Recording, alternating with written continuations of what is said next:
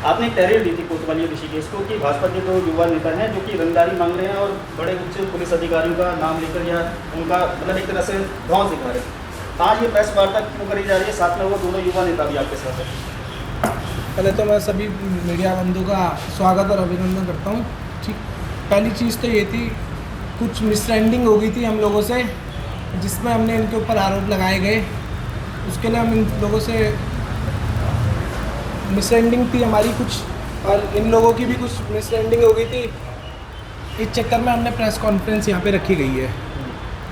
तो क्या वो आप दोनों के बीच में जो मिसअंडरस्टैंडिंग जो तैयार हुई थी, जो कोतवाली तक पहुंच गई, क्या वो सॉल्व है या फिर इसके बीच में कुछ और सारी चीज़ें चल रही हैं? नहीं, ये पूरा सॉल्व हो चुका है, पूरा का पूरा मामला यहीं पे आज। मामला ऐसे कैसे आ गया था कि जिस तरीके से आप बोल रहे थे कि भाई ये हमारे होटल में आए थे, तमाम चीज़ें करी, उन्होंने भी एक वीडियो जारी किया था उसके बाद, तो ये मिसअंडरस्टैंडिंग कैसे हुई? ये बाहर आप मिसअंडरस्टैंडिंग का नाम दे रहे हैं इसे, या फिर वाकई में ये कुछ ऐसा ही चल रहा था?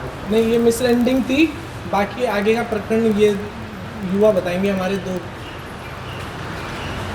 जी भाई, आपके नाम पर बिल्कुल नामजद चीज़ें हुई थी, उसके बाद आप एक वीडियो जारी करते हैं, वीडियो में दिख भी रहा है। अब आज जो प्रेस कॉन्फ्रेंस आप कर रहे हैं उसमें आप ये कह रहे हैं कि भाई ये कुछ बीच में हमारे ठीक नहीं हुआ था, वो गलत तरीके से हुआ था। आज कॉन्फ्रेंस करना शुरू कर दिया आपने, तो ये जो जनता के बीच में तमाम चीज़ें आई थी, ये क्या ठीक है? क्योंकि जनता के दिमाग में तो सवाल उठ ही रहे ना कई सारे। ऐसा हुआ था कुछ, ये जो हमारे भाई हैं सचिन और विशाल बैठे हैं, इनके कुछ निजी रंजिश के कारण, एक जो निजी रंजिश के कारण हमें जो है बैड रिपोर्टिंग कर दी गई थी।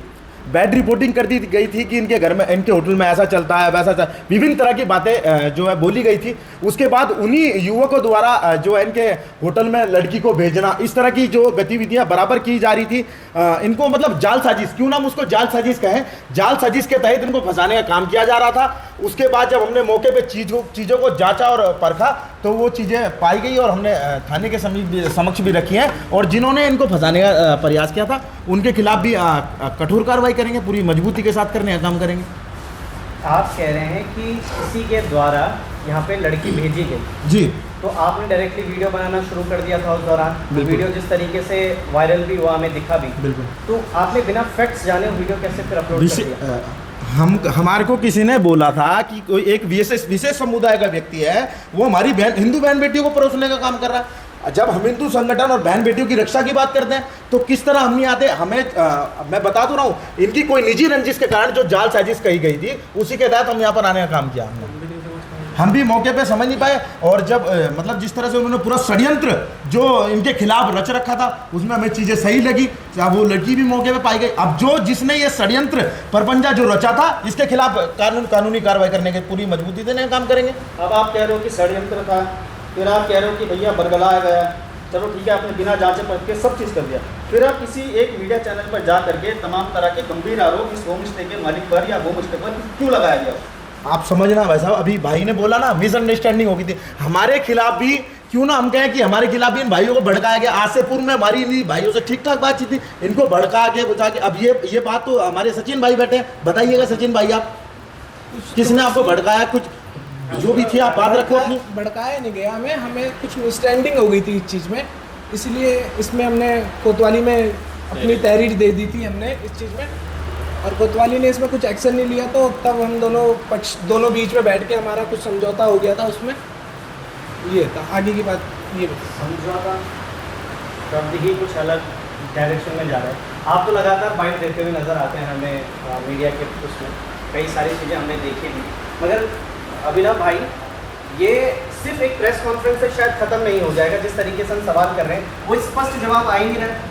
वो जवाब बहुत गोल मोल घुमा के आप उन पर थोप देते हैं, वो आप पर वापस ले आते हैं कि नहीं अभिनव बन पाएंगे। मैं बताऊँ, वो जो जाल बुना गया है, उसके कुछ दिन पहले आपका वो वीडियो आप बनाते हैं, उसके कुछ दिन बाद जब एक कोतवाली में मामला जाता है, उसके बाद उसके अगले दिन आप उसको प्रकाशित करते हैं सभी के बीच में, फिर एक मीडिया चैनल में प्रकाशित होता है। उससे पहले भाई ने एक मीडिया चैनल में प्रकाशित किया था। तो ये जो आपस में चीज़ें चल रही थी, अगर मिसअंडरस्टैंडिंग थी भी, तो इसको तो पहले भी ऑन टेबल सेटल किया जा सकता था। अभी जो पूरे समाज में जिस तरीके की बातें चल रही, चाहे होटल के नाम के बात चल रही हो या चाहे फिर आपके नाम की बात चल रही है कि आपने इतने घूस कमीशन खाने की बात करी है, तो वो तो कहाँ स्पष्ट हो पा रहा है? इसमें तो कुछ स्पष्ट हो ही नहीं रहा है।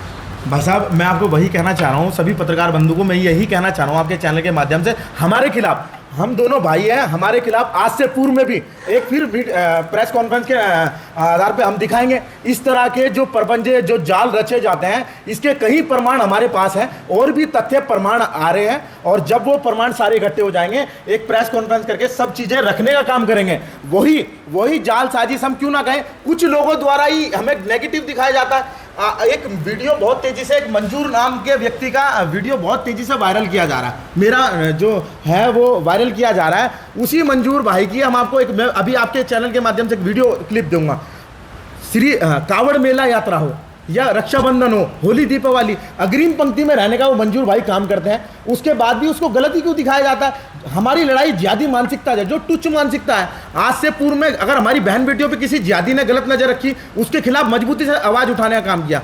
अगर कोई लोग बिल्कुल सही है और हमारे जो हिंदू धर्म के जितने भी धार्मिक त्यौहार हैं उसमें अग्रिम पंक्ति में रहने का काम करता है, अगर हमारे हिंदू धर्म किसी व्यक्ति को अच्छा लग रहा है तो क्या हम उसको यहाँ आने से मना कर दें क्या हम उसको सपोर्ट ना करें क्या? भाई साहब, ये कुछ लोग हैं जो इस तरह की मानसिकता रखते हैं और सही चीज को भी गलत दिखाने का प्रयास करते हैं, और उसी जाल साजिश के तहत आज ये भी मामला हुआ है, इसलिए प्रेस कॉन्फ्रेंस रखी है।